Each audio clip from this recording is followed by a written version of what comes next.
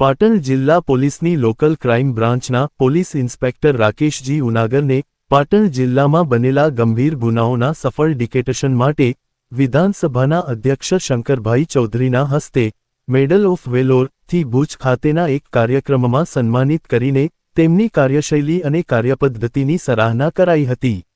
તેમની સાથે સાથે Patan LCB PI HD Makwana, PSI SB Solanki ના આસિસ્ટન્ટ પોલીસ કોન્સ્ટેબલ જાલુભા અને જીતેન્દ્રસિંહનું પણ સન્માન કરાયું હતું।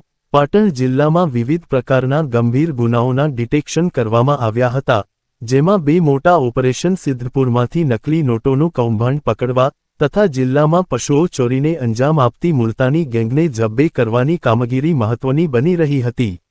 ભુજ ખાતે એક કાર્યક્રમમાં તેઓને આ સન્માન એનાયત કરાયું હતું।